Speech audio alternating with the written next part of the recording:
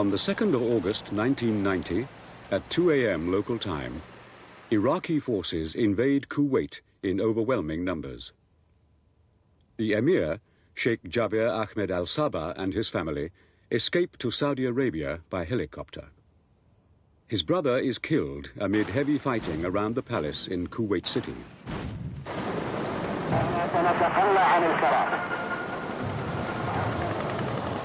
Iraqi troops have invaded Kuwait and are reported to have taken over the capital, Kuwait City. On the main Gulf Road, there are either side of the hotel there are Kuwaiti tanks. The military success of the Iraqi invasion was never in doubt, for the Kuwaiti armed forces were no match for the might of the Iraqi army, the fourth largest and among the best equipped in the world.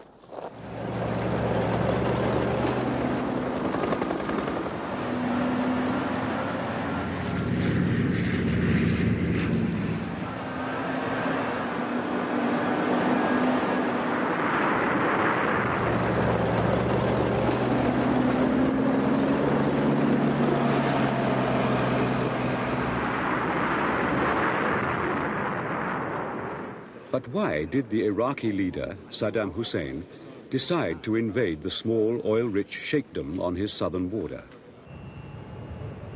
Iraq itself has massive oil reserves, second only to those of its huge southern neighbor, Saudi Arabia. And with oil representing over 90% of its exports, the immediate source of conflict with Kuwait lay in the falling price of oil. Kuwait, the Iraqis claimed, was pumping oil at a rate which was directly contributing to the slump in world oil prices. In addition, while Saudi Arabia had agreed to write off the billions of dollars it had loaned Iraq during the 8 years of war with Iran that had ground to an inconclusive halt in 1988, Kuwait refused to write off its loans, also running into billions of dollars. Other long-standing areas of dispute with Kuwait included the shared wealth of the huge Rumaila oil field straddling the border between the two nations, and the sovereignty of the two Kuwaiti islands, Warba and Bubiyan, which effectively control access to Iraq's only major seaport, Qasr. Underlying all of these issues, however, was the desire of Saddam Hussein to enhance his standing in the Arab world. He saw the prospect of swift and certain victory over a small and vulnerable neighbor as a means of demonstrating his domination of the Gulf region. And he banked on the conflicting interests of the Soviet Union and the Western powers, blocking any effective action by the United Nations, as they had done so often in the past. Instead of staging their coup d'etat this proves to be a serious miscalculation. The polarized policies of the Cold War years are no more, and even as Saddam's troops are pouring into Kuwait on day one of the invasion, President Gorbachev joins President Bush in a mutual condemnation of Iraqi aggression. On that same day, August the 2nd, with unprecedented unanimity, the United Nations Security Council passes Resolution 660, condemning the invasion and demanding the withdrawal of all Iraqi forces. The Prime Minister, Mrs. Thatcher, is at this time on a visit to the USA. She lends her full support to the President's uncompromising response to the Iraqi invasion. Prime Minister Thatcher and I are looking at it on exactly the same wavelength, concerned about this naked aggression, condemning it, and hoping that a peaceful solution will be found. The Arab League, too, is swift in its condemnation of Iraq. But the strong leadership necessary for a swift Arab solution to the Iraqi aggression does not materialize. The United States, meanwhile, urges the Saudi and Turkish governments to cut off the pipelines by which Iraq exports the bulk of her oil. Turkey acts quickly, but the Saudi pipeline remains open during the confusion and uncertainty of the next few days. All the time, however, Iraq's hold on Kuwait is being rapidly consolidated by its 100,000-strong invasion force, the spearhead of which are the elite Republican Guard divisions, well equipped with modern armor and artillery, largely supplied, like the Iraqi Air Force, by the Soviet Union. which, through the years of the Cold War, had fostered Iraq as a client state, crucial to its influence in the region. In addition to Soviet-made arms and aircraft, Iraq also possesses over 100 Mirage F-1s, capable of launching Exocet missiles, posing a particular threat to shipping in the Gulf. Iraq's capability to manufacture and deliver chemical weapons had been demonstrated only too clearly by their use against the Kurdish civilian population in the north of the country. And the development by Iraq of long-range variants of the Soviet-made Scud missile raised the possibility of such weapons, armed with chemical warheads, being deployed in Kuwait and threatening the civilian population of Saudi Arabia's northern towns and cities. I want to see the Arab states join August the 5th, 4 days into the invasion. President Bush voices his concern that no positive action had yet been proposed by the Arab nations. But I am disappointed to find any comment by anyone that apologizes or appears to condone what's taken place. Mrs. Thatcher, speaking in Aspen, Colorado, underlines the British government's desire for concerted international action against Iraq. The United Nations members, they must stand up and be counted, because a vital principle is at stake. An aggressor must never be allowed to get his way. The following day, August the 6th, UN Resolution 661 imposes an embargo on all trade with Iraq, except for medicine and humanitarian food supplies. The only abstentions come from Cuba and the Republic of Yemen. Iraq's immediate response is an announcement that the bulk of its oil exports will henceforth be routed via the pipeline crossing Saudi Arabia, in a further effort to intimidate King Fahd. Meanwhile, U.S. Defense Secretary Richard Cheney flies into Riyadh for urgent talks with the king. 2 days later, on August the 8th, as Iraq declares its annexation of Kuwait, the first U.S. troops and aircraft begin arriving on Saudi soil.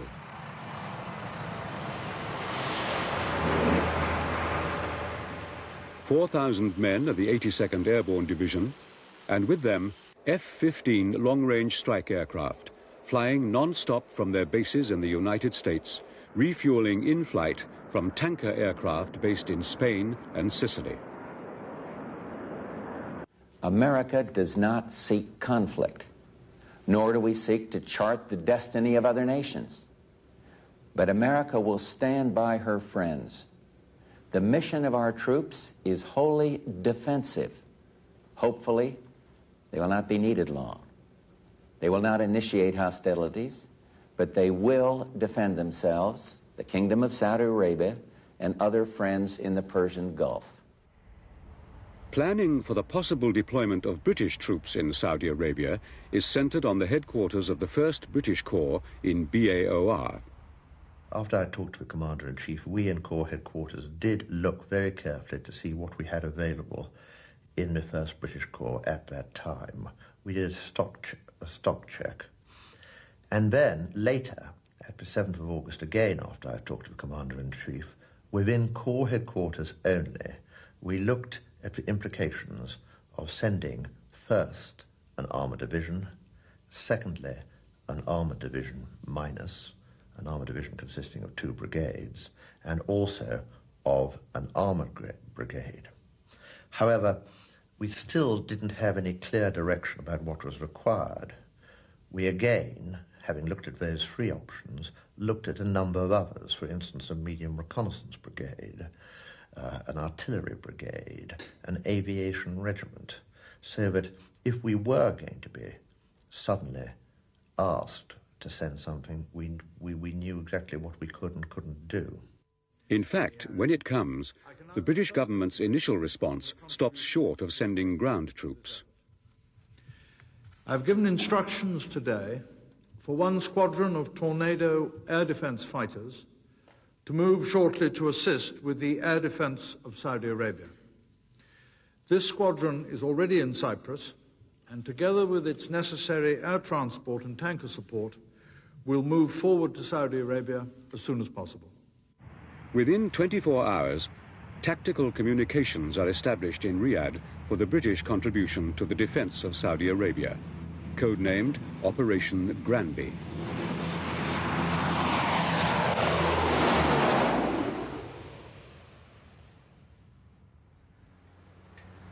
Operating from Headquarters RAF Strike Command at High Wycombe, Air Chief Marshal Sir Patrick Hine is appointed UK Joint Commander in overall command of all British forces sent to the Gulf area.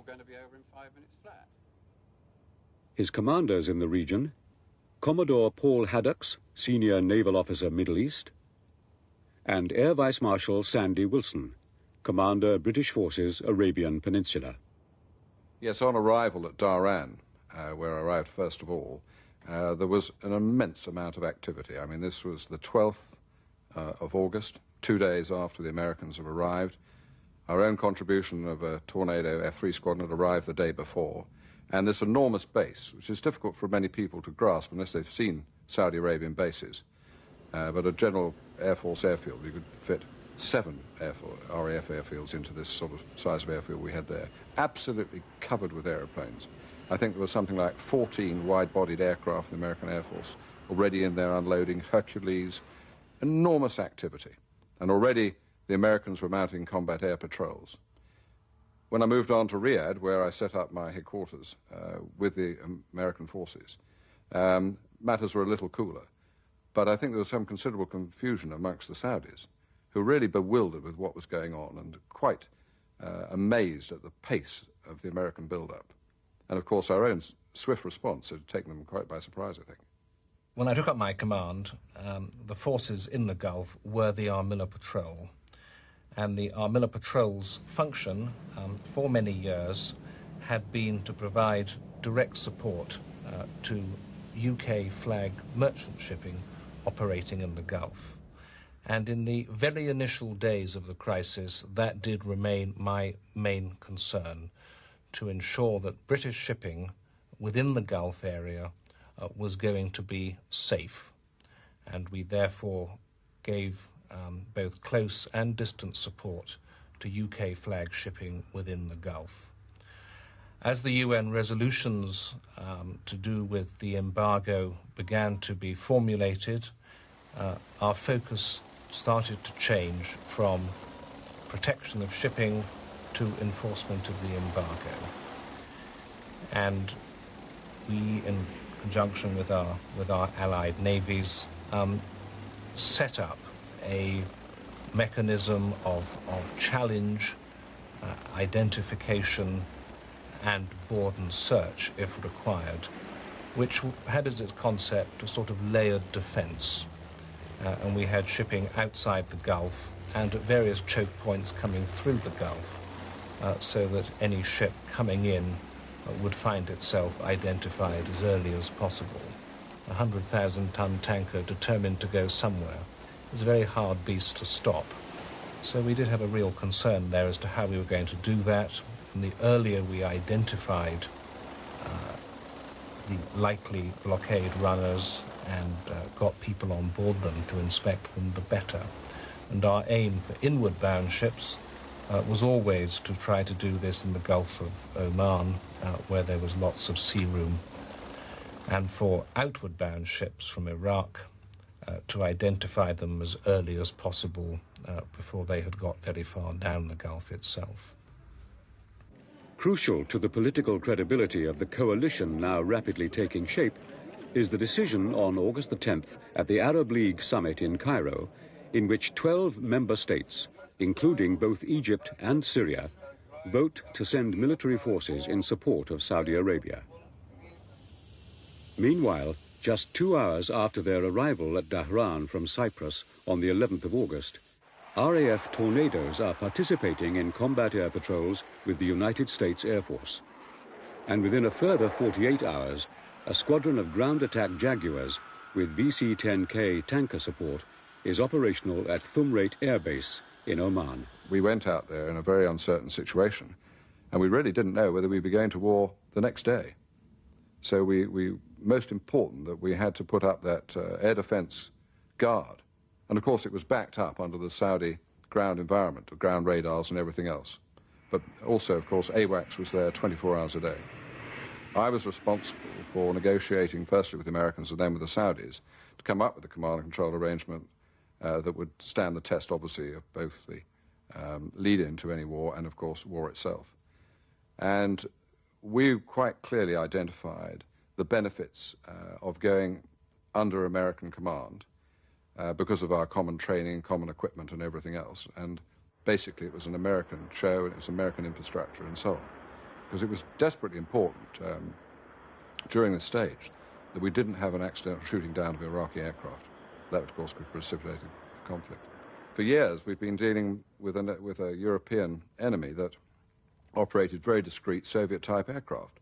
Here, we are operating against an enemy that had both French and Western and other aircraft as well as Soviet. So we had a tremendous problem in this identification area. But happily, we didn't shoot any aircraft down. Throughout August, the coalition forces steadily grow and take on a truly multinational character. In terms of manpower and equipment, however, it is the military might of the United States that underwrites the credibility of Operation Desert Shield. By the third week of August, American ground forces are arriving in Saudi Arabia at the rate of 1,000 per day.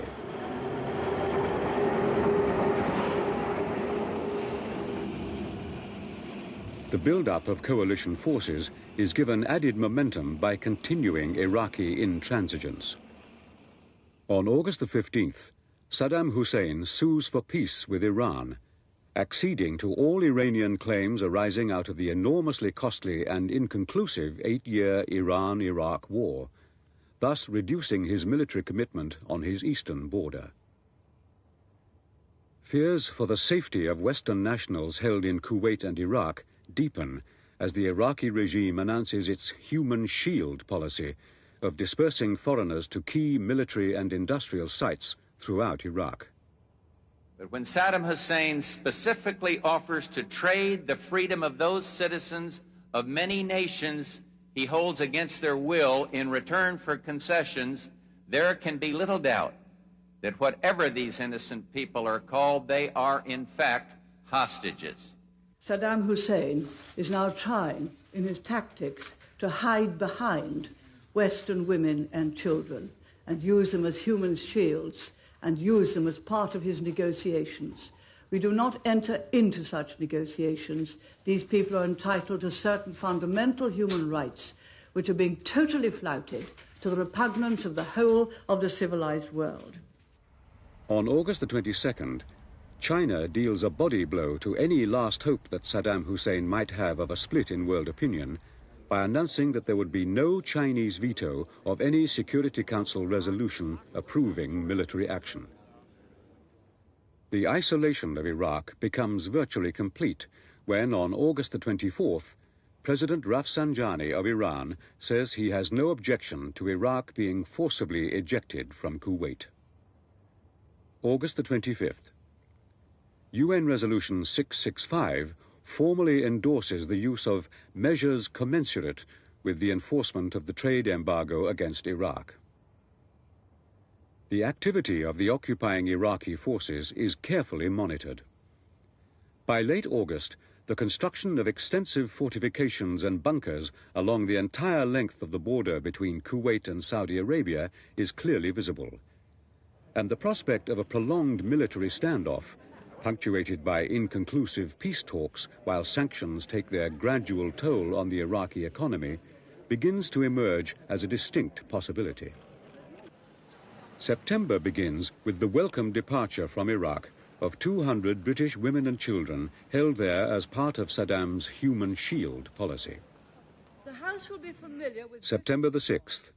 Parliament is recalled from its summer recess to debate the crisis in the Gulf. We have deployed a squadron of Tornado F-3 air defense aircraft, a squadron of Tornado ground attack aircraft, and a squadron of Jaguar aircraft for ground support.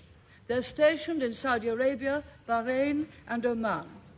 They are backed up by VC-10 tanker aircraft and Nimrod maritime patrol aircraft. One Royal Navy destroyer and 2 frigates are in the Gulf. A second destroyer is on its way, as are 3 mine clearance vessels. There are also a number of support ships in attendance.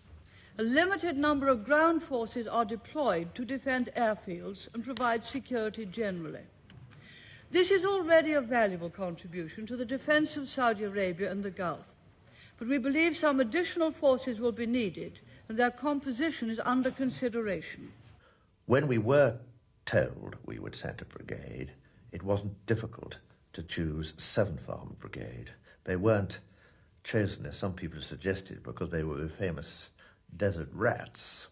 They were chosen because they were the right people in the right place at the right time. They had the best equipment. They had Challenger. They had Warrior. They were well led. They had also, nearly all of them, been able to go to Canada during the summer, so they were in a high state of training. So I didn't find it at all difficult to point towards 7th Armoured Brigade and say that those are the people who should go.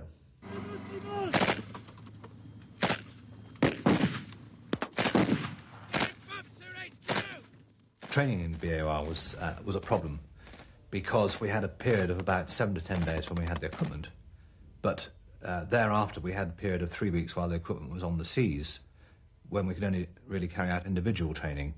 So we had almost a reverse cycle where we had low-level collective training, typically crew training or crew firing of the weapon systems, and platoon and maybe company level activities. Then the equipment was put on ships. Then we went into an individual cycle where people brushed up their individual skills, weapon firing, NBC, all of those sort of things. We had to take a lot of extra people into all our regiments to bring them up to the war establishment. I mean, 40 Field had some 500 on peace establishment, went up to 1,000, for instance, and the Staffords took over 100 men in from various different battalions throughout Germany and elsewhere. And of course, they all came at a different level of training, which did pose us with problems. But the strength of the regimental system played a part here. And if you got, for instance, a Grenadier Guardsman joining the Staffords, he would be absolutely determined that he wasn't going to let the Staffords down. Equally, at the same time, he wasn't going to let the Grenadier Guards down. So he worked exceptionally hard to make certain that his level was exactly the same as standard.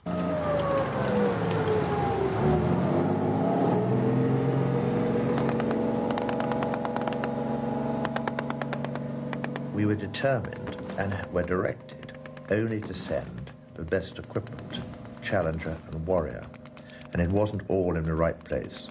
So we had to do a certain amount of moving equipment around. This meant robbing Peter to pay Paul. We had to take spares away, and unfortunately, we were very short of spares, and the reliability of some of our equipment, particularly Challenger, was very worrying. But we did get there, but there was a big price to pay. Al Jubail, with its modern port and airport facilities, already being extensively used by the US Marine Corps for the deployment of its forces to defend the Saudi border area with Kuwait, is also the favoured port of entry for the 7th Armoured Brigade. But did it have the capacity to accommodate a British Armoured Brigade group as well as the US Marines? The initial recce was not a tactical recce, it was an operational recce, and I and the team were out there to make certain that there was ports and airfields that were capable of taking us, and also that there was the infrastructure there to look after what at that stage was likely to be 8,000 men, but of course rose later to some 12,000 men. And it was a fascinating period because as soon as you arrived, you realized that the Americans were up and running and were there, and there was a vast amount of equipment already in the ports and airfields, which was going to actually make our entry quite difficult. And then we had to find out whether we could feed 8,000 men and water and so on and so forth. And you must remember, too, that temperatures when our soldiers were going to arrive was going to be up into the 120 degrees, and that was going to be difficult, too, and how are we going to cope with that? As the intensive training program continues in BAOR, the brigade equipment is transported to Bremerhaven, from where the first ships depart for the Gulf on September the 28th, bound for Al Jubail.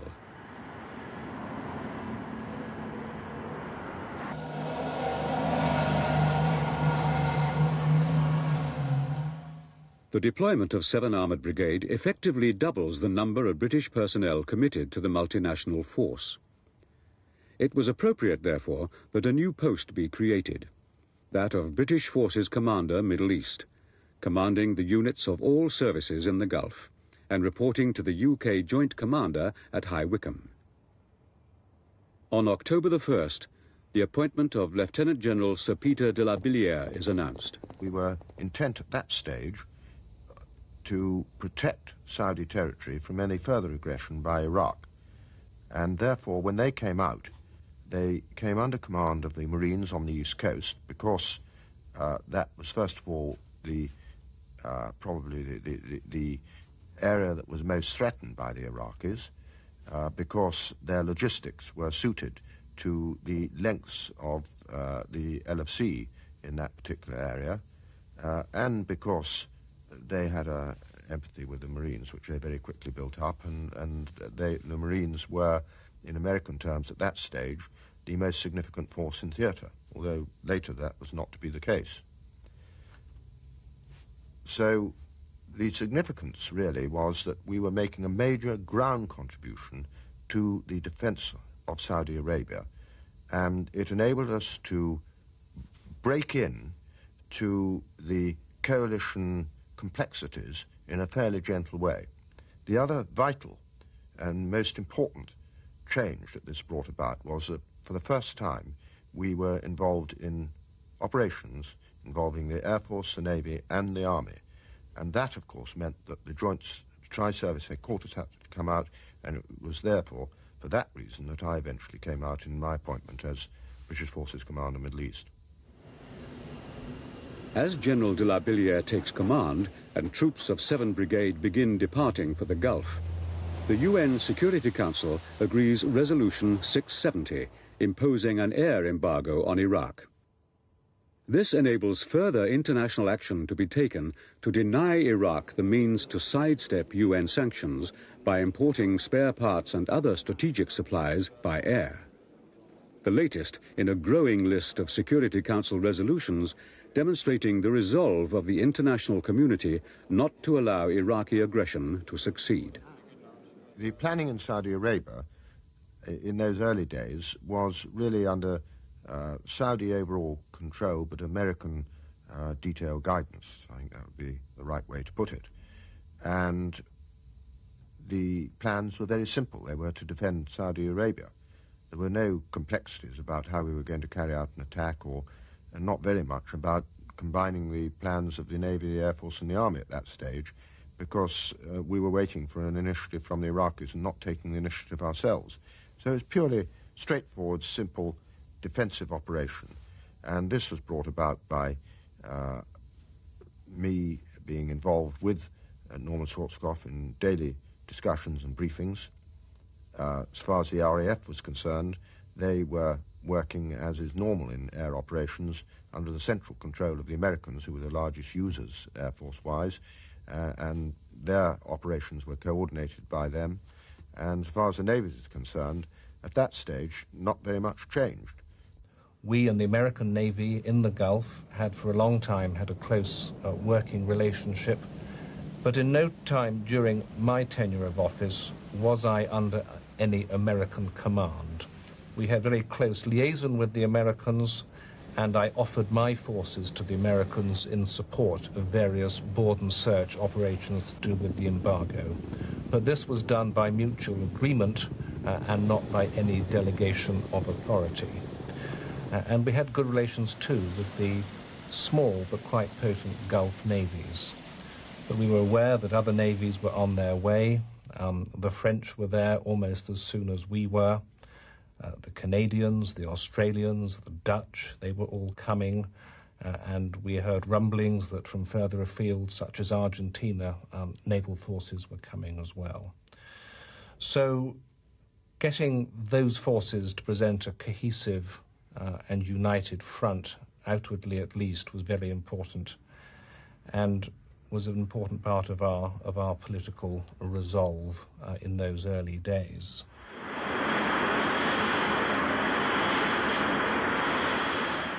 In the air, Saudi and American AWACS aircraft monitor the activities of the Iraqi Air Force around the clock, while the coalition air forces mount continuous combat air patrols to counter the ever-present threat of an Iraqi airstrike.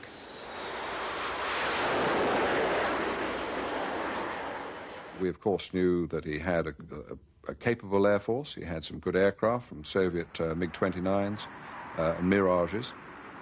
He didn't have a lot in that category, but nevertheless he had a lot of other aircraft that were very capable. And we didn't know, of course, what his intentions were. Had he decided that he wished to move into Saudi Arabia, he had at his disposal an air force that could cause us considerable difficulty. I don't think it was until about the middle of September that we felt we had the level of force to cope with any contingency. At that time, though, we were watching his flying on a daily basis. He was not doing a great deal of flying. He was not doing much night flying. He was not doing a lot of large formation flying, the sort of thing you'd need to do if you were going to pose a serious threat to one of the Saudi airfields and so on. But my perception changed because as he saw the build-up of the coalition forces, he decided to change his tactics. And we did start to see an increase in night flying. We did see some aircraft moving in the sort of profiles that would indicate that they could attack Saudi airfields and so on. And I think it was right that we never underestimated the threat.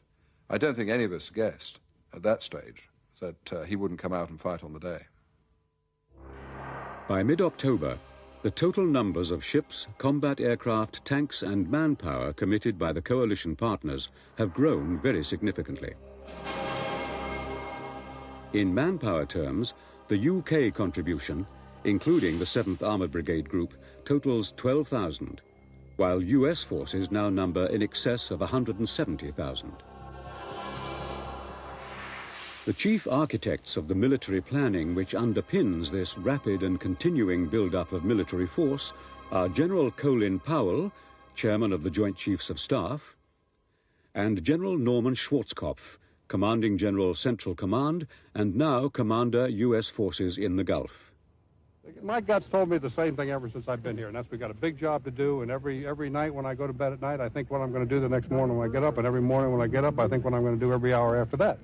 You know, where this is a big enterprise over here and a lot of responsibility, and I take it very, very seriously, and frankly, half the night I think about it too. General Schwarzkopf's mission has two main objectives. First, to ensure that Saudi Arabia and the other Gulf states are secure from the threat of further Iraqi aggression. And second, to demonstrate that the member nations of the coalition are in deadly earnest in support of UN Resolution 660 to the effect that Iraq must withdraw from Kuwait unconditionally. The United Nations moved swiftly and decisively, condemning Iraqi aggression, demanding an immediate and unconditional withdrawal of Iraqi forces from Kuwaiti soil. The 5 permanent members of the Security Council spoke with one voice, and at the request of Saudi Arabia, we, the United States, moved quickly to put into effect the defense plans we at Central Command had prepared to enable us to respond to just such a crisis. The British were right there with us, shoulder to shoulder. Like us, you had warships already there on station in the Gulf. You sent aircraft to help defend Saudi airspace, and when we wanted the support of your ground troops, they too were sent. Early in October, the Royal Naval presence in the Gulf is augmented by the arrival of 3 Hunt-class mine countermeasure vessels, urgently required to combat the ever-present threat from Iraqi mines. This is a vital part of the protection provided by the Royal Navy to the steady flow of ships into and out of Al Jubail that are henceforth to constitute Britain's sea tail. With 4 frigates, albeit with some more on the way, I was clearly hard pushed in terms of my own national forces to do this, and we looked after their safety through that transit of the Red Sea, really through distant support and through the cooperation with our allies. The Americans had major naval forces in the Red Sea itself. They were well aware, through us, of the daily movements of our shipping and kept a weather eye open for us. As they came into the Gulf, clearly we were able to do something more direct in their support, and indeed we provided both distant and close support to those ships as they came up. We had also been very conscious of the threat from mines once more to the approaches to Al Jubail, where they were going to offload, and we had arranged to mount a minesweeping operation to secure the approaches to Al Jubail, and this was completed just before the first ships arrived. When we arrived in Jubail, clearly time was not on our side. We were under pressure to set up the logistic base quickly because the operational picture was fairly unclear, and we had a great deal of stock and equipment to receive, marry up and send out into the desert. The port operators were busy unloading ships. 10 Regiment RCT were moving stocks away from the docks and putting them into the force maintenance area, supply areas, some of which were 20 kilometres out into the desert. 33 Field Hospital was setting up our field hospital in the Jubail area, and indeed 24 Field Ambulance, my own field ambulance in the force maintenance area, was providing medical cover for the thousands of soldiers who were waiting to deploy out into the desert at this stage. On arrival in Al Jubail, I found myself with a lot of eager soldiers, nowhere to live and operate from, and initially no equipment to carry out any tasks. The biggest problem for us on arrival in Al Jubail was to assess the many tasks we'd been given, allocate manpower and indeed vehicles as they began to arrive across the jetty. I had been sent there initially to receive my vehicles and then assist with the outload of the ships coming into the port, but I was also given the responsibility of running reception, the reception of 7 Brigade group through the port of Al Jubail. To my surprise, also, we were given the responsibility to run the 2,000-man tented camp, which eventually became affectionately known as Baldrick Lines. That in itself was a massive task. The tented camp wasn't completed by the time we got there. There was no infrastructure, no facilities, and therefore I had to detach a large element of the regiment, the quartermaster's department essentially, to running the tented camp and setting it up for 2,000 men. All the while, of course, equipment was arriving on the jetty.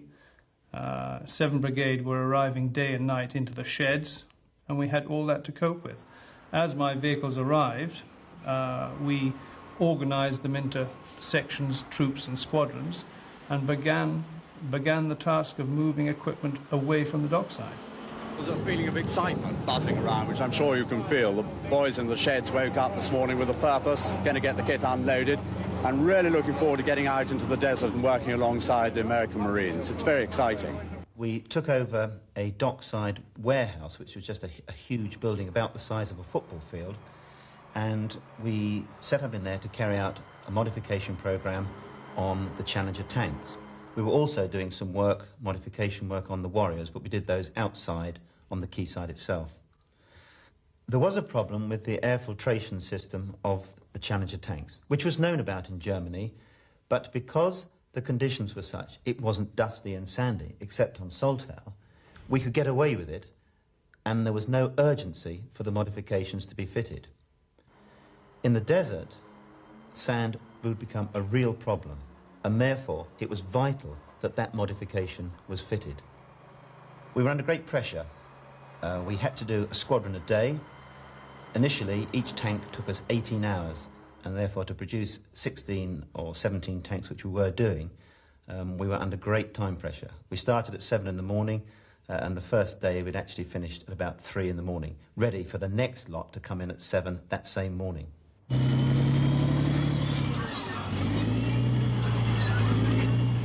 The setting up of the Jerboa range, where we had chosen to do our fire manoeuvre, to make certain, firstly, all the guns were firing correctly, and then to do the absolutely essential training that was going to get us ready for war was a very complicated business.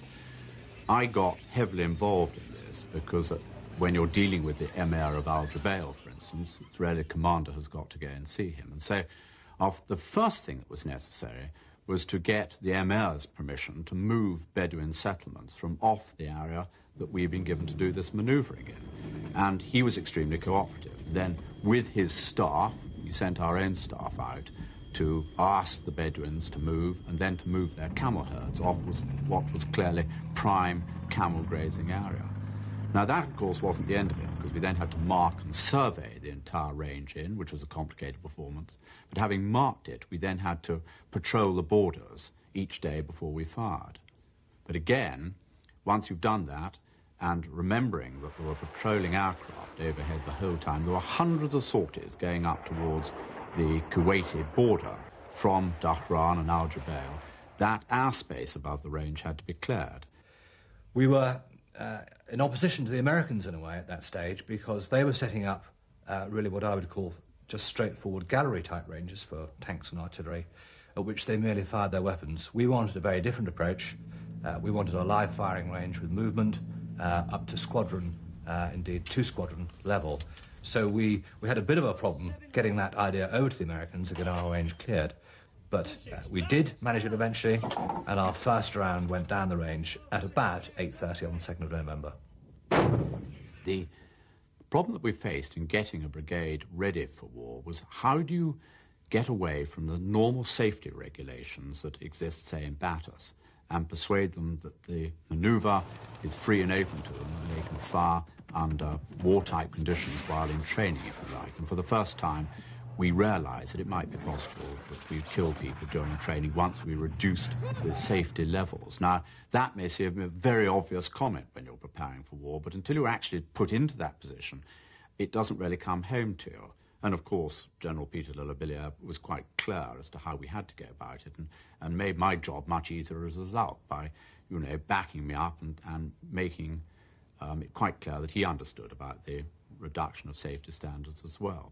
We were extremely well trained because of Batas, so we had a good base to start on. Though, of course, even when we got out to the desert, there were still new faces amongst us, and I had 2 new company commanders.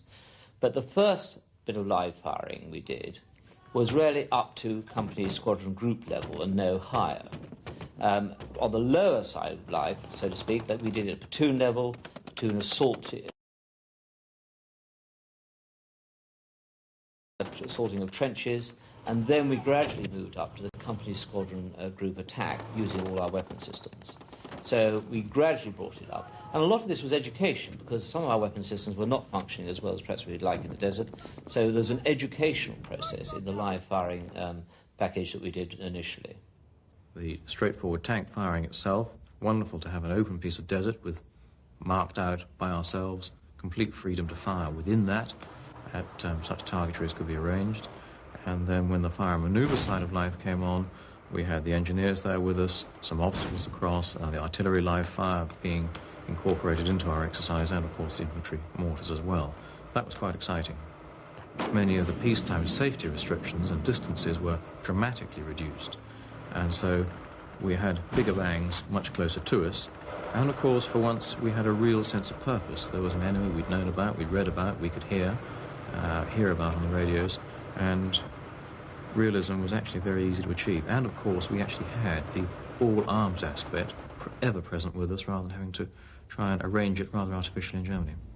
Well, the Irish Hussars were in an interesting position, because having just returned from England in a split role in the UK, we had never been to the Great Batas. In fact, we had only done one short exercise as a regiment on Saltire, and we hadn't had infantry on that either.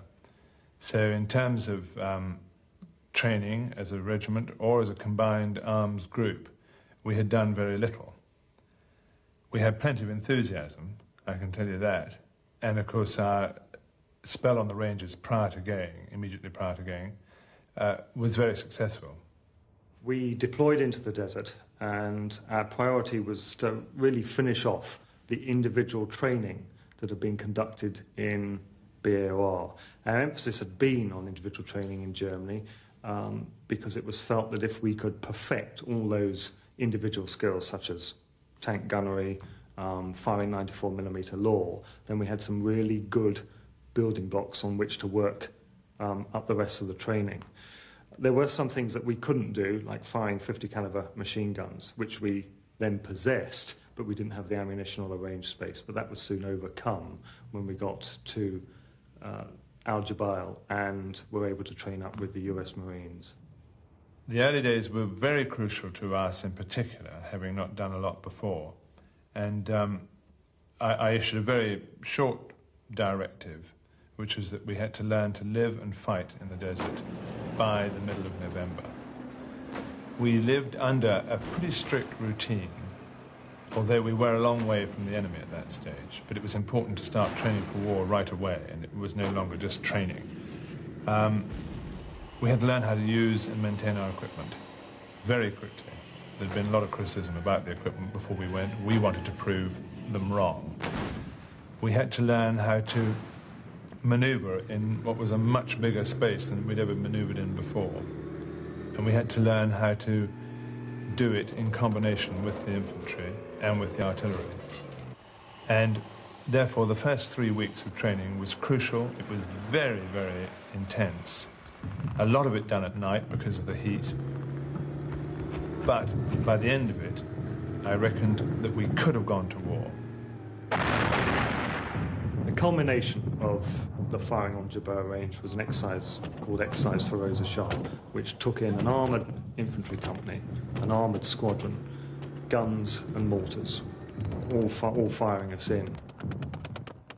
It took a certain amount of planning, but as we crossed the start line, when we put the very first company and squadron in, I realised at the time that we just hadn't prepared for the exercise as they would prepare for such an exercise at Battus. And all the recce that we must assume the safety staff participate in. We had had one recce and had seen the ground that once only. We crossed the start line, everything was firing, the warriors were firing us in, the tanks were firing us in, and the guns were coming down, and about 300 metres short of the objective, you realise that it was all still firing. Even the guns were firing on the objective, and I, as the principal safety man, had my head out of the turret, and I didn't think anything was going to stop firing. I felt right at that moment, and with the chap sitting in the turret next to me, that we had completely lost control. But it was at that moment when I really felt I ought to stop the whole thing, that you realise that the state of the training of the soldiers was so good that they were controlling themselves. And the safety staff were there to act to stop any horrendous safety error, but that we could allow the margin to go down in this training for war. To see all that firing going on, to see those guns firing infantry right onto the objective and then lifting, was a sobering experience. And I think in the first period of firing, we wounded 5 people, mostly through grenade firing. But the message was rammed home that you were responsible for your own safety. That is a message that we've got to work on, I think, for the future as well. And so once that had happened, we then did this week's firing period with extremely fluid movement. And I felt very confident at the end with the level of knowledge, because of Battus in 1990, that we were ready for war by the 16th of November.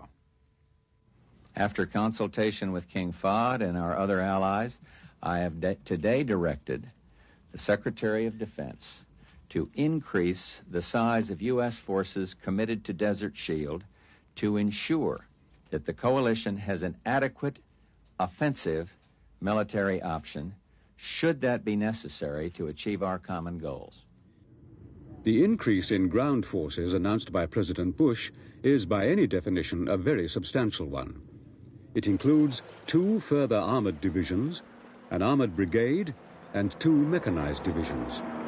In addition, another Marine Corps amphibious group, 3 U.S. Navy carrier battle groups, another battleship, and yet more combat and support aircraft are to be sent to the Gulf.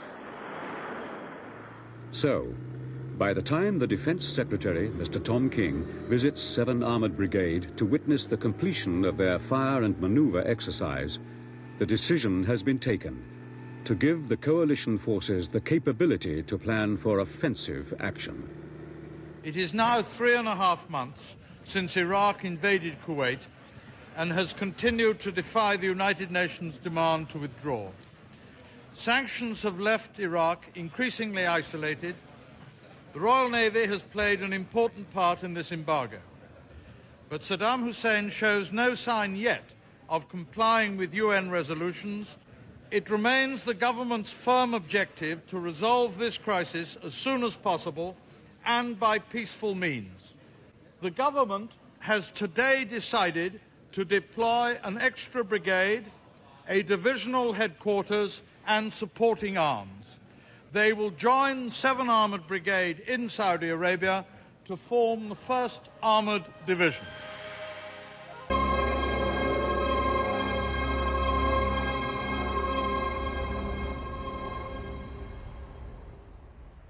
If Iraq does not reverse its course peacefully, then other necessary measures, including the use of force, should be authorized.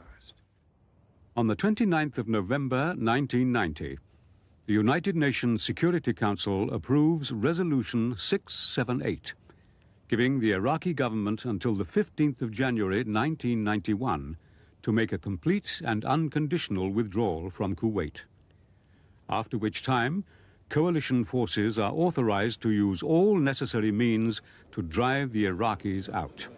The intransigence of the Iraqi regime is the real reason that is pushing the region at this point to a conflagration that we do not want to see, but it's being imposed upon us. The government has today decided to deploy an extra brigade, a divisional headquarters and supporting arms. They will join 7 Armoured Brigade in Saudi Arabia to form the 1st Armoured Division. I was never happy with only a brigade out there. I know you'll say, well, no commander's ever happy with the amount of troops he's got, but in this case, there were very good reasons why we needed a larger formation than a brigade. Because once I got a division there, then I knew that that would be on standalone operations, it would be given a concept of operations, it would be given a broad directive, and how it achieved it would be up to the division, quite different to the state of affairs to be in a brigade. Meanwhile, with their initial desert training program completed, 7th Armored Brigade Group exercise in support of the U.S. Marines defending the Saudi border with Kuwait. We were working all the time with the Marsent planning team, and we were building berms and Iraqi-type defensive positions and practicing how we could get through these very unpleasant obstacles. And so the offensive planning was well underway. But at this stage, of course, it was 7th Brigade working with Marsent with the possibility of going due north straight into Kuwait. During December, with leading elements of the 1st Armoured Division now arriving in Al Jubail, General de la Billière continues to press for the division to be deployed not with the U.S. Marines, but with the U.S. Army's 7th Corps over to the west.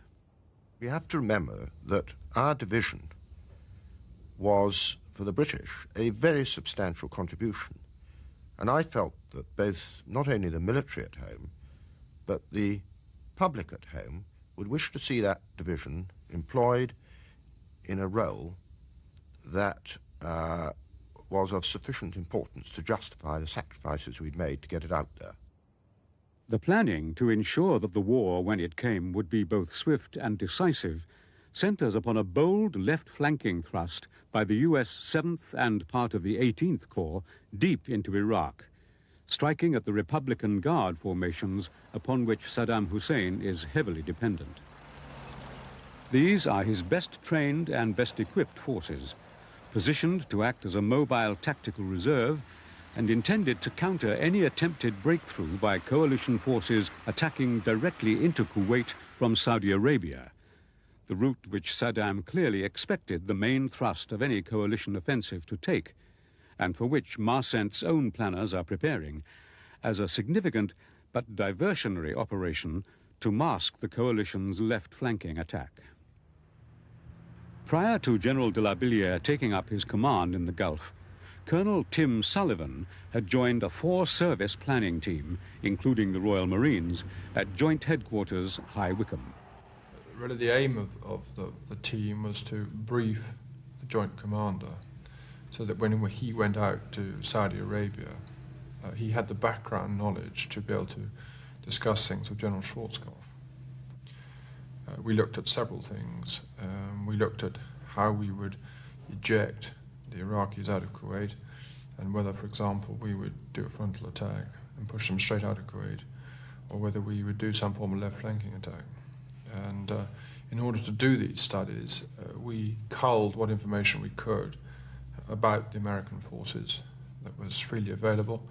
We used what intelligence information that we had, much of which was from American sources, and then came up with a plan.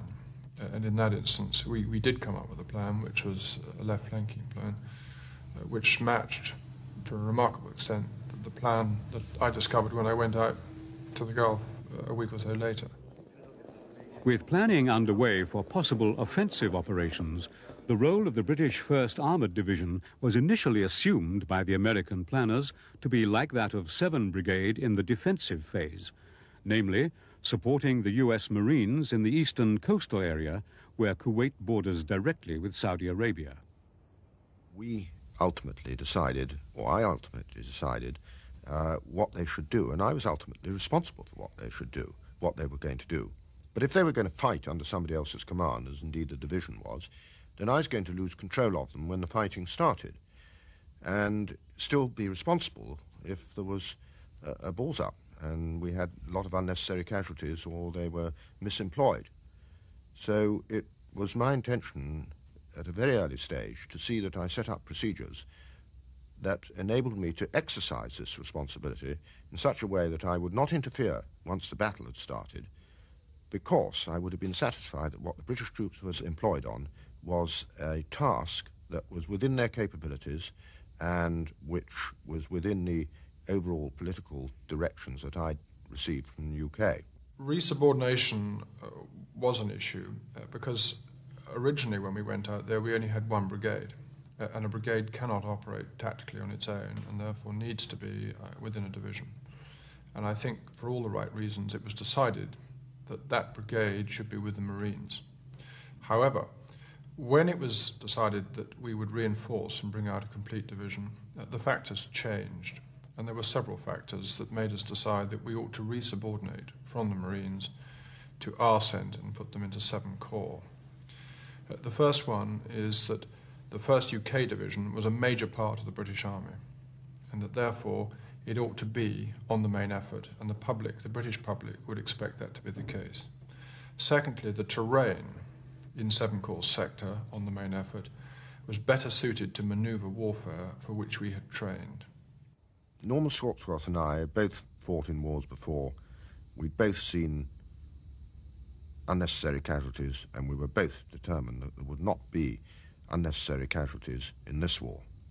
And that played a major part in the overall planning and strategy and conduct of operations, particularly in the ground war.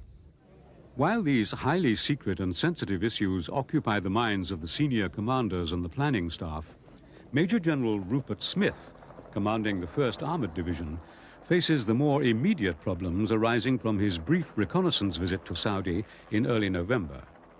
At the end of the reconnaissance, I felt I had enough information to write a directive to my commanders, and in it I stated our aim as a division is to be in Saudi Arabia and ready to conduct operations under the tactical control of our United States ally by the 31st of January 1991. Now, the nature of operations could only be decided in the broadest of terms. I did not know at the time whether I was to be commanded by a United States Army Corps commander or a Marine Corps commander.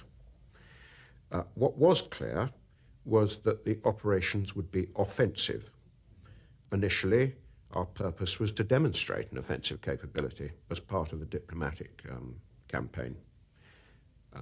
But if that failed, as indeed it did, then we would have to actually go and fight the Iraqis for Kuwait. The force ratios were such that we were outnumbered. Therefore, we would have to concentrate on a few axes and go in deep and fast to destroy the center of gravity of the Iraqis' defense. I did not know at that stage where I was going to do this, or, as I've said, under whose command I would be in doing it, nor did I know the theatre plan as a whole. Those all were made clear to me at the end of December. The 1st Armoured Division is to comprise 7th Armoured Brigade, already in theatre, 4th Armoured Brigade, a regiment of medium recce, an artillery group, and regiments of Armoured Engineers and Army Air Corps. With their supporting units, the number of British troops now to be deployed in the Gulf is doubled to around 35,000, over half the size of the British Army of the Rhine at this time. 4th Armoured Brigade is considerably changed from its peacetime grouping and comprises 14th 20th King's Hussars, 1st Battalion the Royal Scots, and 3rd Battalion the Royal Regiment of Fusiliers, together with 2nd Field Regiment Royal Artillery and 2-3 Engineer Regiment. As the 4th Armoured Brigade comes together in its new and as yet unfamiliar grouping to prepare for rapid departure to the Gulf, the artillery group faces its own equally demanding task of integrating diverse units and assimilating new equipments. The grouping of the Divisional Artillery Group was unusual because besides the gunner regiments, there was both the medium recce regiment and the aviation regiment. The purpose in doing that was twofold. Firstly, to ensure that there were as few points of command as possible for the GOC, to ensure that the interests of those regiments were being dealt with by an appropriate level commander, a one-star commander at brigade level. And secondly, it reflected the GOC's philosophy for the battle that he wished to fight, which was to fight simultaneously both the battle in depth and the contact battle. The depth battle to engage the targets that might interfere with the contact battle. There was a problem of target acquisition, and one of the means of overcoming that was to use the medium recce regiment, besides all their normal medium reconnaissance roles, as target acquisition in depth. The integration of reinforcements in the artillery group was a major task. It wasn't that much of a problem from the training point of view because the reinforcements were all regular. The problem was the scale. Many of the gunner regiments doubled in size. In addition to the necessity in all units of the artillery group to assimilate this huge increase in numbers, a major new equipment, the multiple launch rocket system, has to be hurriedly brought into service by 3-9 Heavy Regiment.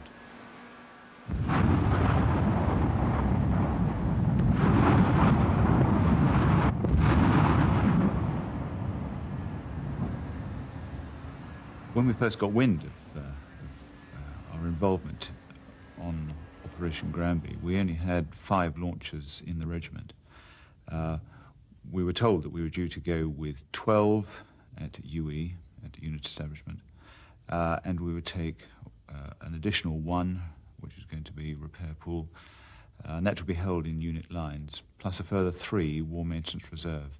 So we were looking at a total of 16, and we only had 5 when we were warned off. So the system was rattled in order to produce more, and they were literally rolling straight off the factory production line, Aerospatiale in France, being pushed through the Ord system very rapidly. The few mods required to create the UK variant were carried out in record time, and then they were appearing here.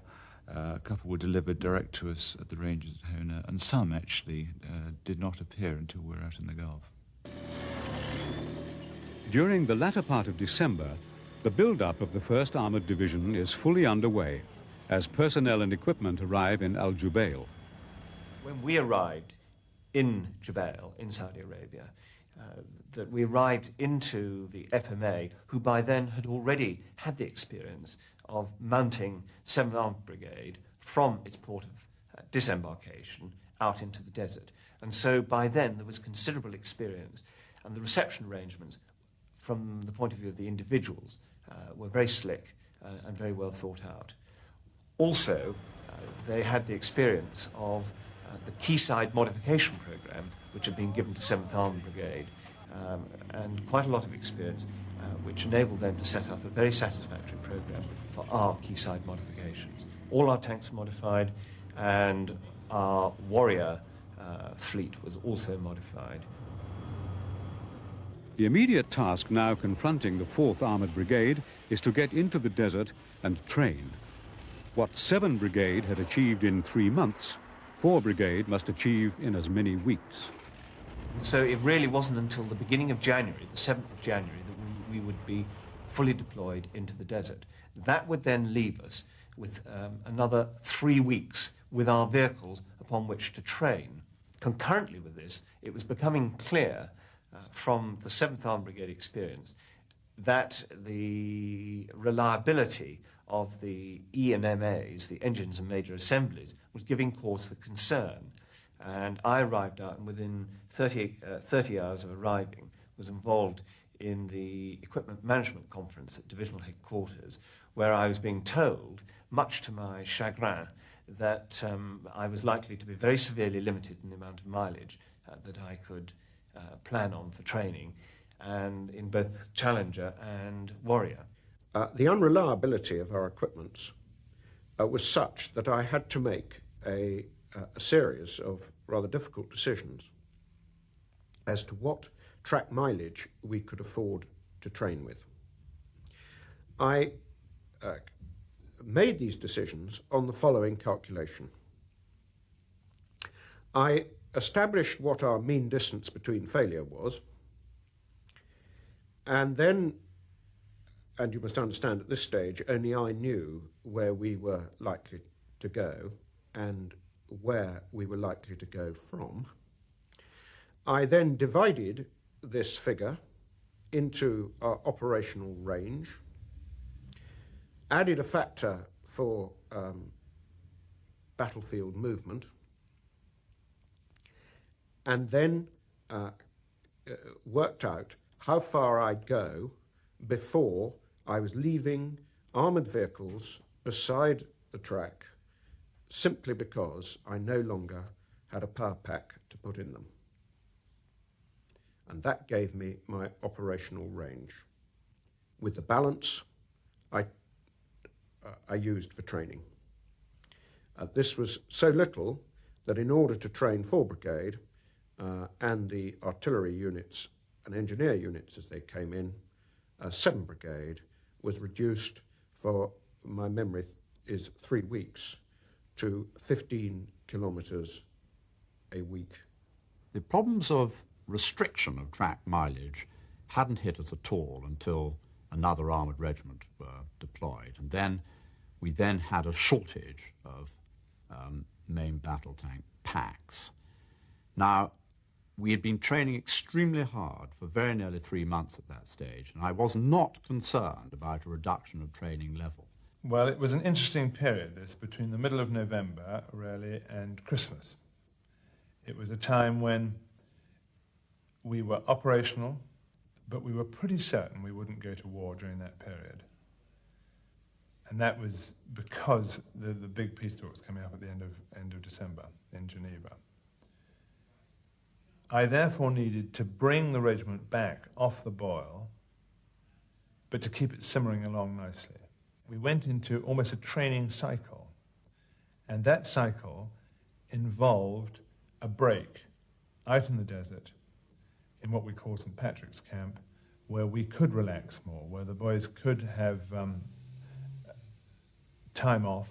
They could go into an enormous tent we pitched out there, which was all blacked out, where they could watch videos in the evening, where they could write their blueys, and where they could relax and play cards.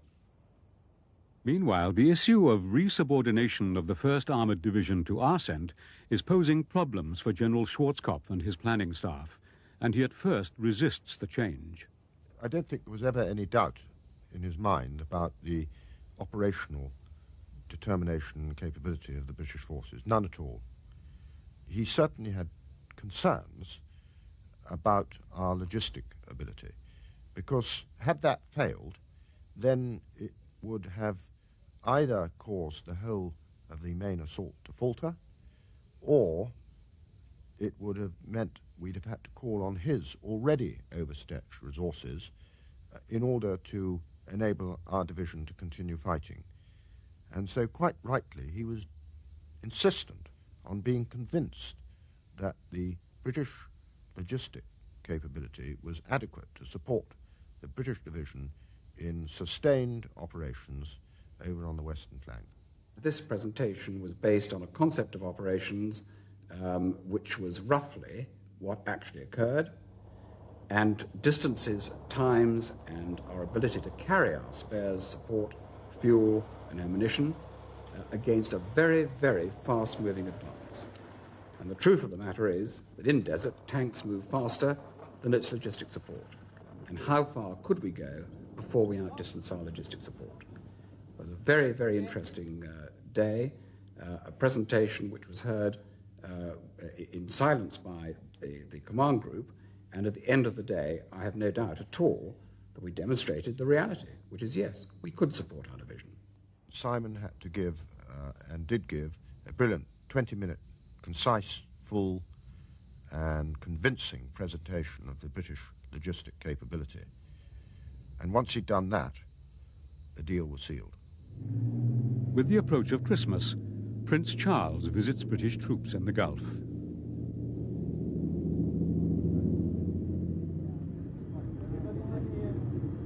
Highly professional.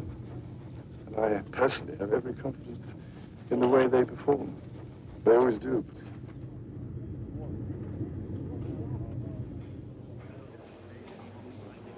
At home, reservists with medical skills are reporting to their military units up and down the country, the government having evoked Section 10 of the Reserve Forces Act on December the 17th.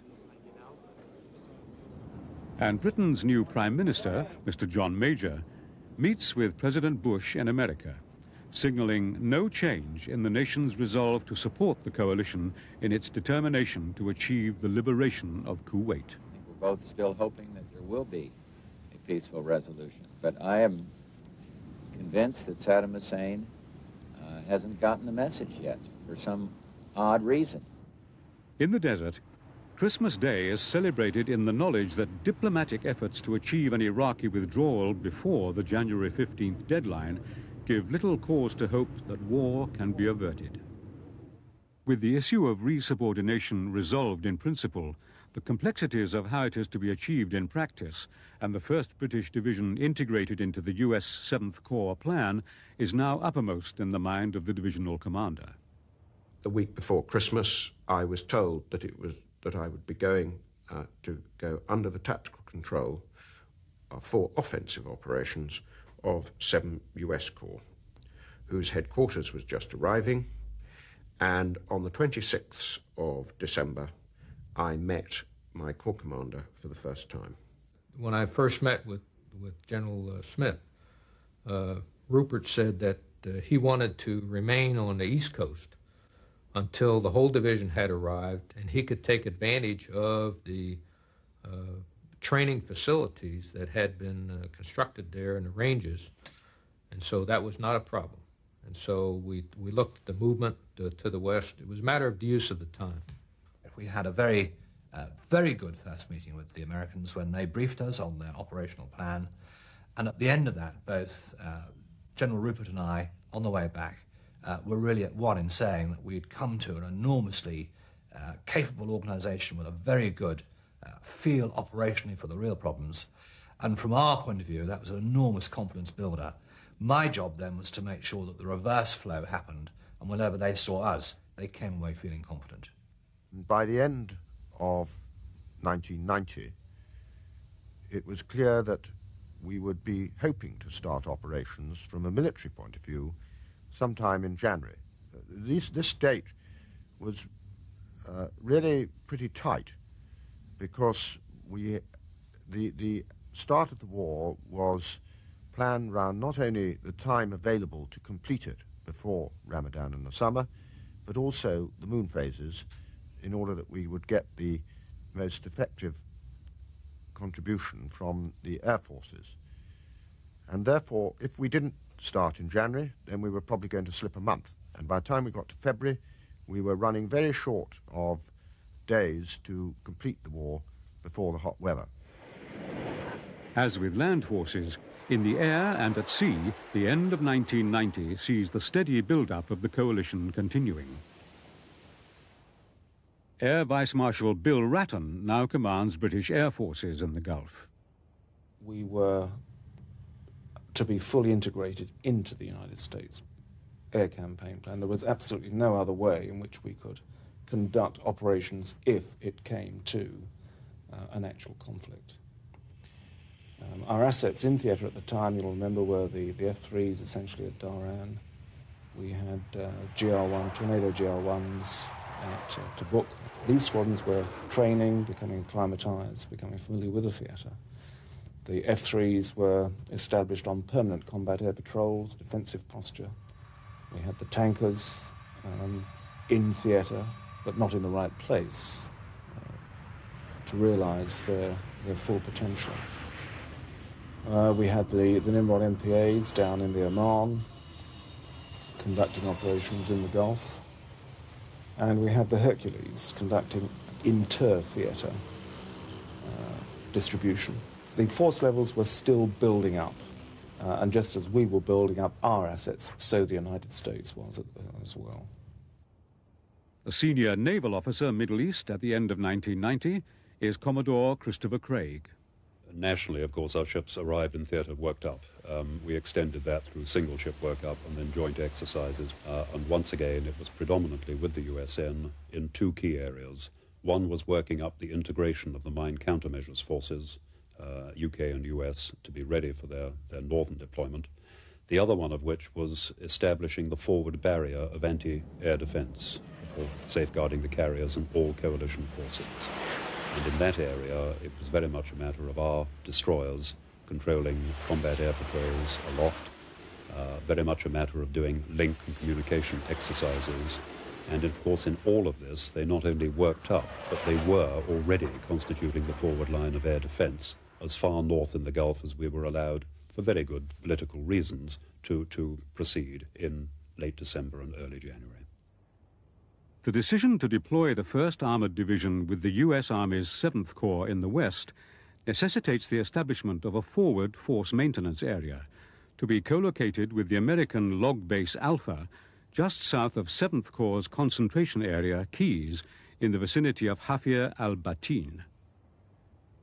The implications of this, and the requirement for the division to be operationally ready by the end of January, are the dual pressures of greatly extended lines of communication and an extremely short timescale in which to achieve the outload of stocks from the FMA at Al Jubail. We started to inload Log Base Alpha with 21 days of stocks and to build 2 field hospitals in the vicinity of Hafir al-Batin on the 3rd of January, taking the risk that we would be spotted by the Iraqis. My judgment being that the Iraqis, if they saw us, might think we were either the British helping the Americans inload the American Log Base Alpha, or that this was a British dump being prepared to support an attack up the east coast. The distance between Log Base Alpha and Kuwait City itself being shorter than it was from Devil Dog Dragoon Range. The establishment of the forward force maintenance area was going to take us 3 weeks, at the minimum I calculated, starting on the 3rd of January and running through till about the 21st. We had something like 18,000 tonnes of ammunition to move, 6,000 tonnes of materiel, and 7 million litres of fuel to get forward. And with the transport assets we had, that's 10 Regiment RCT, 27 Regiment RCT, a great deal of help from the 2 divisional transport regiments, and a number of hired Saudi trucks, we had exactly 3 weeks to carry out this task. The loop was a 700-kilometre round trip, starting in the FMA in Jubail and going up to the forward force maintenance area near the Wadi al-Batin. Trucks were taking something like 36 hours for a round trip. The weather was, at this stage, atrocious. The route was being used by the American Army deployment and all the other coalition forces moving along the Tapline Road, which was a single-track road in fairly bad condition for a lot of the route. And I had my doubts at one stage as whether we were going to make the 21-day outload period.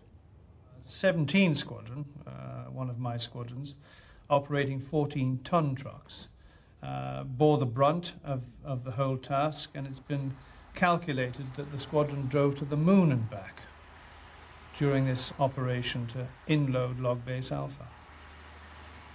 When we arrived at Log Base Alpha initially, there was absolutely nothing there apart from bare, open, wide-dispersed desert.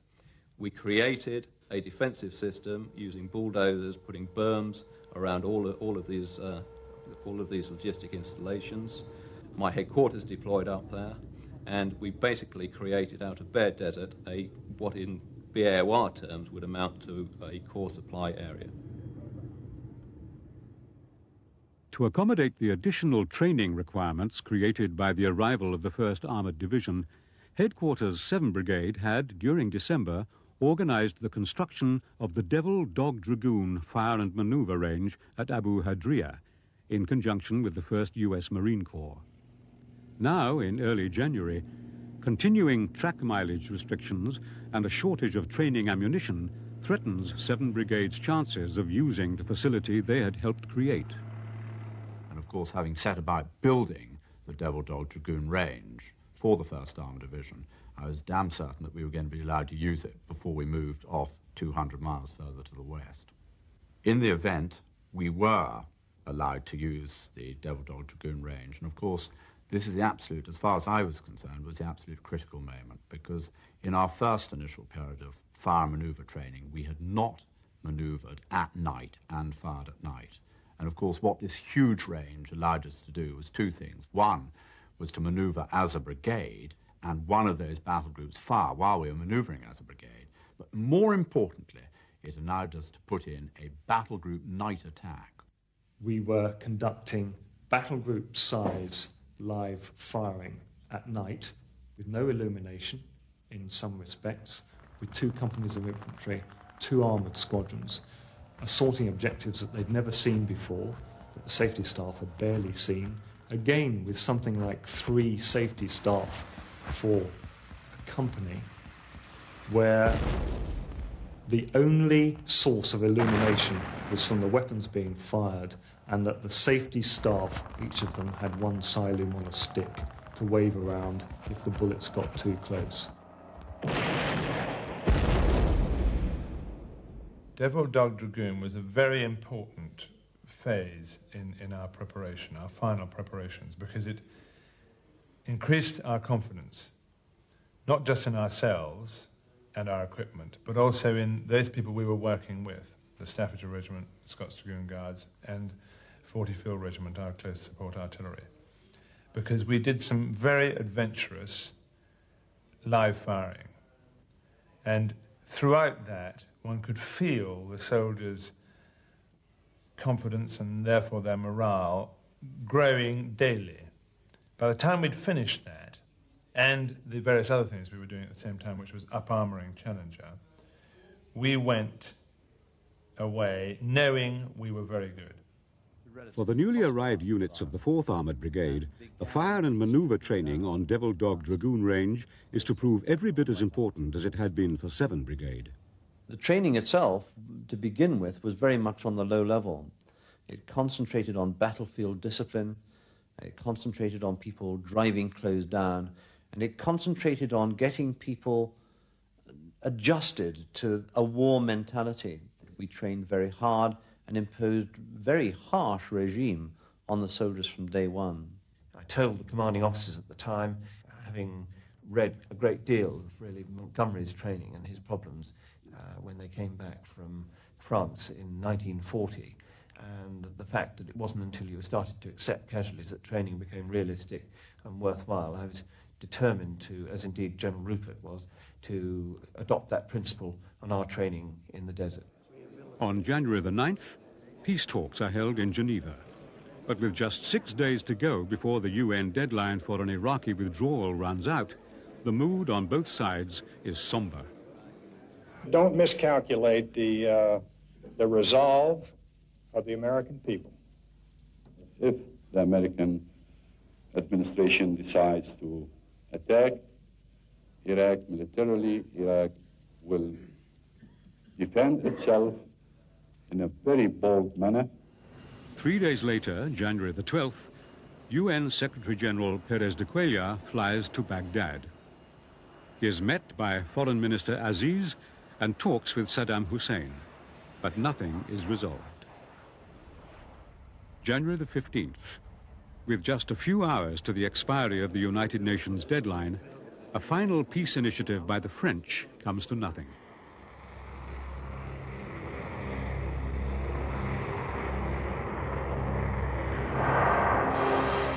At 23:30 hours local time, January the 16th, the air war begins.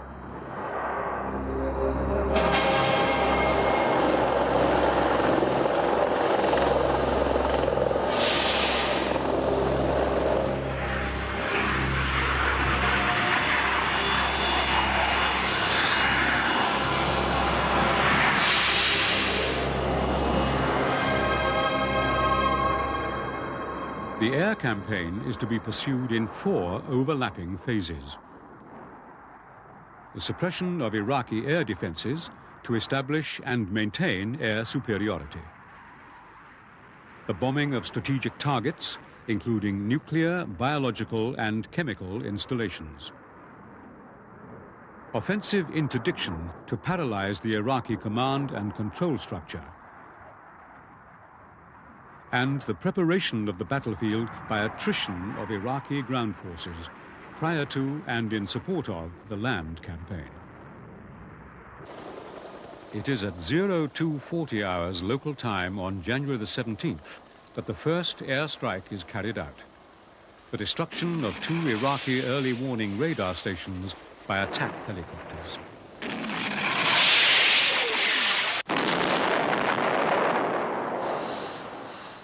Meanwhile, F-117 stealth bombers head for radar sites, communication centers, and other strategic targets deep in Iraq. Already airborne are hundreds of air tankers supporting the main strike force of 1,000+ combat aircraft flying just out of range of Iraqi radar. The attack on a strategic communications target in the center of Baghdad by a stealth bomber using a 2,000-pound laser-guided bomb comes as a stunning and totally unexpected blow to the Iraqi air defense system. Closely following the individual attacks by stealth bombers, which require no air support, there begins a stream of force packages, watched over and guided by E-3 AWACS flying over Saudi Arabia but able to look deep into Iraq, in which combinations of dedicated aircraft, the electronic jammers US Navy EA-6 Prowlers, US Air Force EF-111A Ravens, and the defense suppression planes F-4G Wild Weasels firing HARM high-speed anti-radiation missiles to knock out SAM missile radars, are followed by the bombers and air-to-air fighters, all converging at different speeds and from different bases.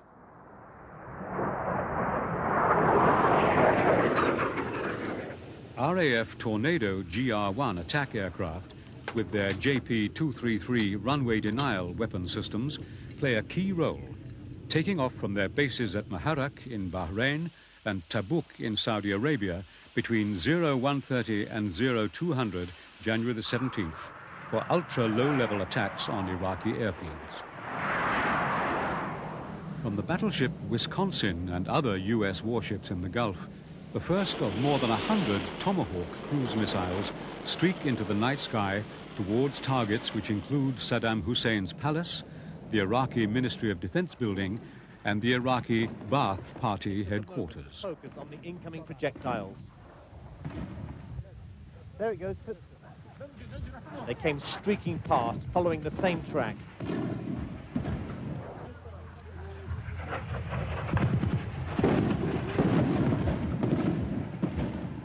The cruise missiles were map-reading themselves along this highway over the gauntlet of gunfire. We had no way of knowing that our plans and our estimates would be fulfilled. As it turned out, they went just about on schedule. I was amazed. The other thing is we had unknowns. We'd never used the stealth fighter before, really, against a defended target. And here we were sending the entire fleet into Baghdad, the most heavily defended target in the world, the first night. We could have lost the whole lot if the projections had been false or misleading. The other thing is we had no real experience in this total integration of electronic combat with EF-111s and the Wild Weasels and the EA-6Bs and self-protection and jamming on the airplanes.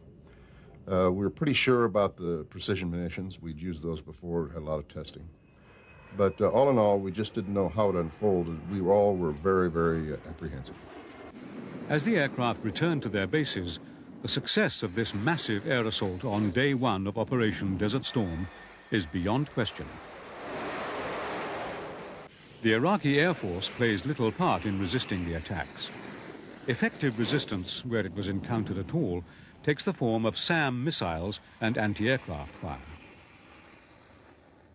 Even as the air war gets underway, 7 Brigade are completing their fire and maneuver training on Devil Dog Dragoon Range. As the leading element of the 1st Armoured Division, 7 Brigade still has to make its move westwards and link up with the US 7th Corps, while 4 Brigade has yet to commence its battle group night attack training on Devil Dog Dragoon. And some units of the artillery group are still arriving in theatre. Thus, as the air war gets underway, the division is, in common with American and other coalition ground forces, still 2 to 3 weeks away from battle readiness. It was always intended that there would be at least 18 days air war, with the final phase of the air war being the task of reducing the Iraqi ground forces to somewhere around 60% of their capability. And there was no question in Schwarzkopf's mind of the land forces being committed until this level of attrition had been achieved. Therefore, the air war could start quite a lot earlier than the ground war. Furthermore, it was possible for the air war to run on for much longer than had been planned, if that was necessary, and thereby give the ground forces time to get into position.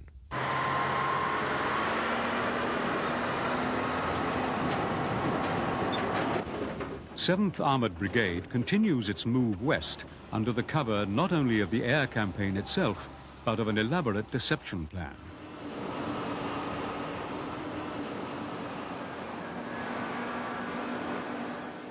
The deception plan, of course, was central to everything that we were trying to do, not only from the British point of view, but from the Alliance point of view. And in that respect, our move from the US Marines over to the US Army was a difficult problem, not least of which because the assessment was that wherever the Iraqis saw the British force, they would assume that it was going to be the major point of effort. And trying to keep that point of effort hidden from the Iraqis meant that we had to somehow hide that move across. We had to have a total approach to it. We had to have total secrecy, and that involved, as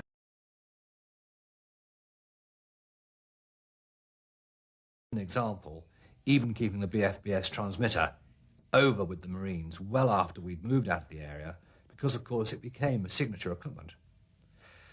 We also had to avoid telling anybody, wherever possible, what the operational plan was. And so commanders were not briefed in detail on that plan until very, very late in the day. Well, the deception plan really started before we left the eastern seaboard, where we had been training near the Devil Dog Dragoon Range. I had been offered the use of a naval electronic warfare monitoring team, FUSIG, and they came into the Devil Dog Dragoon Range area and recorded our transmissions. When we then moved up to Keys, we moved up on radio silence, and they remained in the original area, radiating on the same pattern that we had used while we had been training down there. And they continued to do that until it was necessary for us to start radiating in the area of Keys, which we did in a very controlled fashion, only moving from west to east, in the hope that our destination would still be seen to be the Marines on the eastern seaboard. In the air, the second night of the offensive is as relentless, destructive, and demoralizing for the Iraqis as the first.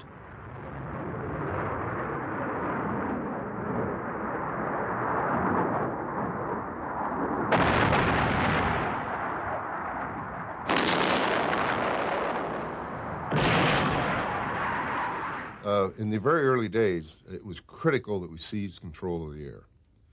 And that was fundamental to all the success we had in Desert Storm and Desert Shield. And I don't think people truly appreciate that, because the battle was very violent, but very short. It only lasted 2 or 3 days. A key element of that was to put induced shock in his most vital weapon, his MiG-29s, MiG-31s, and F-1s. And the way we did that was a combination of attacks on his airfields to induce confusion and delay, and then putting interceptors directly in the areas where he would launch, so that the minute the airplane took off, gear up, and it would blow up. We were very successful at that, and of course, the airfield attack with the Tornadoes and the JP-233 was fundamental to that operation. Again, the only Iraqi response is anti-aircraft fire, seen here pouring into the night sky over Baghdad.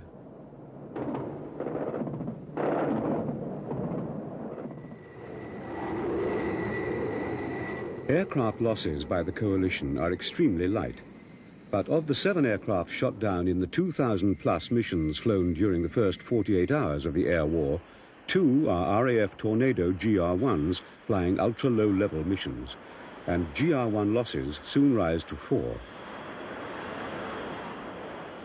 The coalition expected losses, and I think it's most important to bear in mind that historically, with the numbers that we had in theatre, those losses should have run into tens, if not hundreds, of aircraft across the force structure. One of the fundamental demands, of course, of airfield denial weapons is to do exactly that, to deny the enemy the use of his airfields. The enemy showed that he had no intention of using his airfields. And so there was absolutely no logic whatsoever in continuing to fly through his very extensive low-level air defense systems. Some of them radar-laid, most of them visually, some not even that. I mean, the small arms fire was just pointed skywards. But there were curtains of this stuff to fly through. And it was that, we think, which largely caused our losses at low level. The initial objectives of the air offensive, destruction of the Iraqi command and control system, nuclear, chemical and biological facilities, Scud missile bunkers and other key military and strategic installations, together with the paralysis inflicted upon Iraqi air defenses, leaves few options open to Saddam Hussein by way of response. One, however, does remain: mobile launchers for the Scud missile. On the night of January the 18th, a salvo of Scud missiles is fired from mobile launchers in western Iraq, aimed not at coalition forces, but the civilian populations of Israel and Saudi Arabia.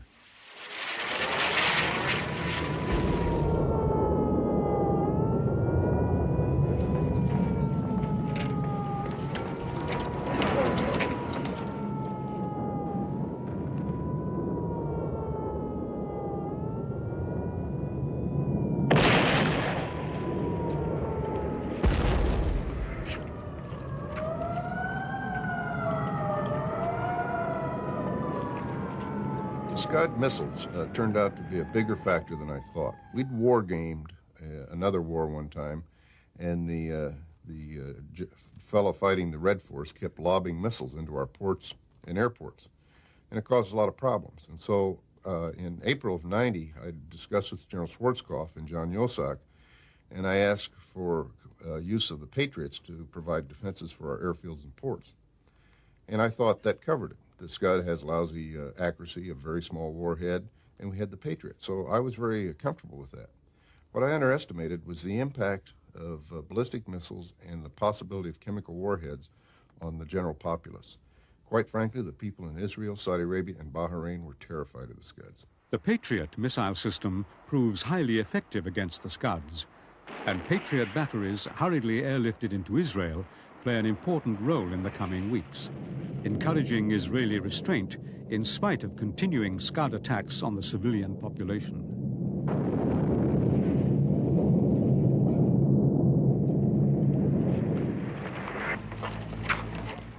The Scud threat certainly sharpened up the morale of the rear end and did us no end of good in the eyes of the forward troops who saw the headquarters being shelled while they sat and sunned themselves.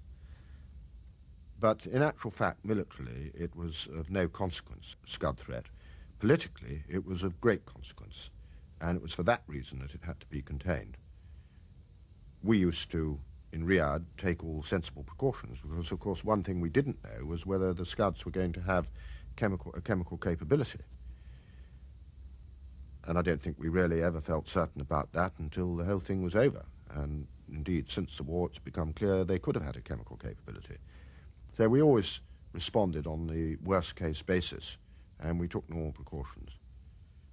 You could always tell the difference between the press and the military, because when the Scud attack came in, the press rushed up to the roofs with their cameras, and the military dived down to the basements. In planning the move of the division and its armoured vehicles up into Keys, I took a risk and continued training. Remember, we were at war, and at the time, the Iraqis were giving every indication that they might attack. And indeed, at the end of January, they did at a place called Kafji.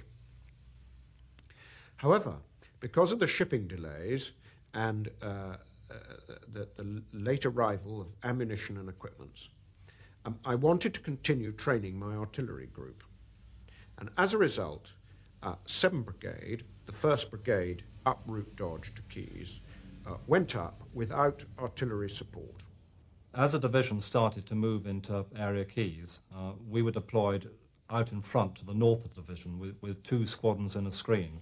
And in fact, from that moment onwards, literally until the time we went into battle, we always had a screen in front of the division. The screen consisted of 2 squadrons, and they were dug-in OPs, and they were really very, very thoroughly dug in right down into the desert floor. So it would have been almost possible to walk over them in the dark without realizing that they were there. But it was a static screen to report on any enemy infiltrations should they occur. In fact, when it comes, Saddam Hussein's one serious attempt to take the war into Saudi Arabia, apart from his Scud missile attacks on the main centers of population, begins on the evening of January the 29th at Al-Wafra. An Iraqi armored battalion crosses the border, and in the ensuing battle, 22 Iraqi tanks are destroyed.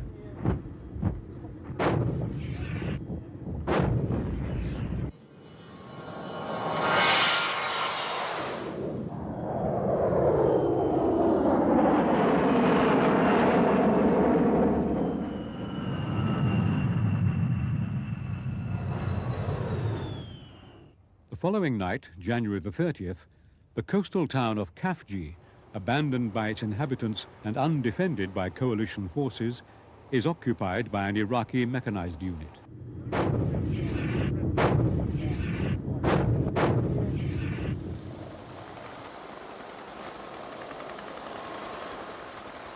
With American artillery and air support, Saudi and Qatari forces move up to retake the town in a fiercely fought battle, during which 20 Iraqi soldiers are killed and 400 taken prisoner.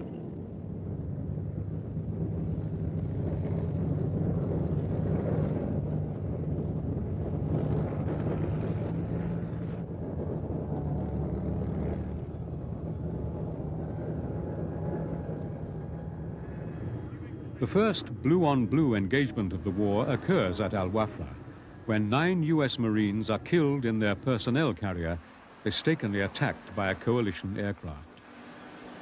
Khafji was a battle that was run personally by Saddam Hussein, it now transpires, and it was designed to capture prisoners because they were desperately short of intelligence about what was going on.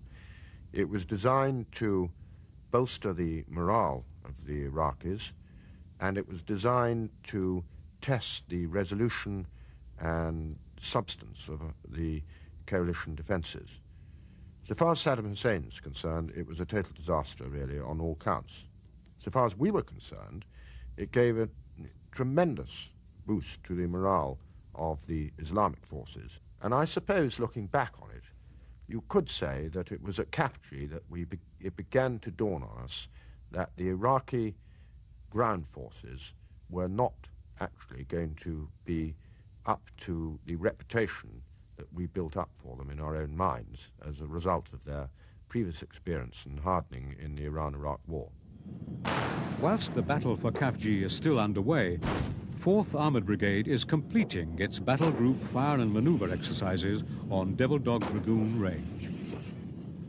I don't believe that I've ever seen more realistic training, quite how we didn't kill people in some of the night battles that we simulated during that time, I will never know.